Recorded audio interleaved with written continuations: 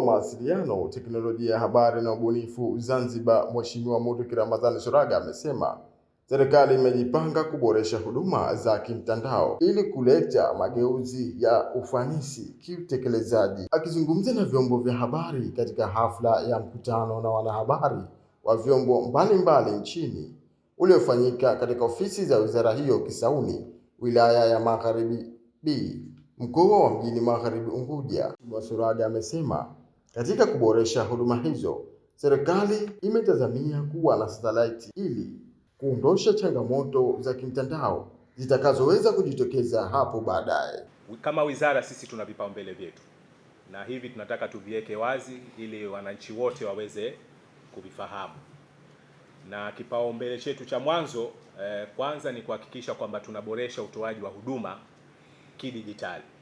Hili ndio lengo letu la mwanzo, na mkakati huu tunautekeleza kupitia taasisi yetu ya serikali mtandao ambayo inashirikiana pamoja na sekta binafsi, asasi za kiraia, asasi za kijamii, ili kuhakikisha kwamba huduma zetu zote zinakuja kutolewa kidijitali.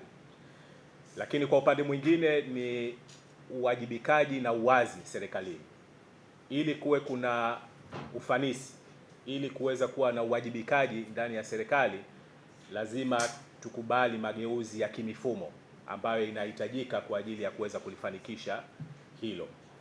Kwa hili ni lengo la msingi sana, kwamba serikali yetu iwe ni serikali ambayo inaendeshwa kwa ufanisi na watendaji wake wanawajibika, na namna ya kuwajibisha watendaji ni kupitia katika uwekezaji wa kimifumo.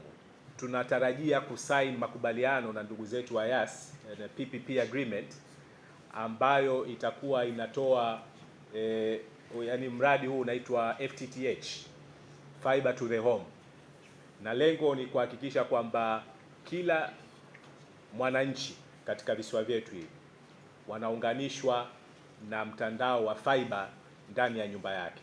Tunatazamia pia kuwa na satellite kwa ajili ya mtandao, in case inatokezea changamoto kwenye ground huko hewani, mara nyingi kunakuwa hakuna changamoto hizo.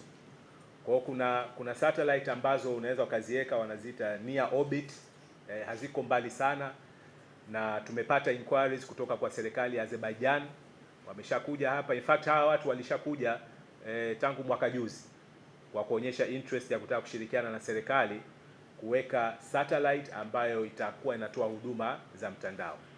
Kwa hiyo kadri unapokuwa una backup za kutosha, manake ni nzuri, unakuwa una redundancy ile ya kutosha.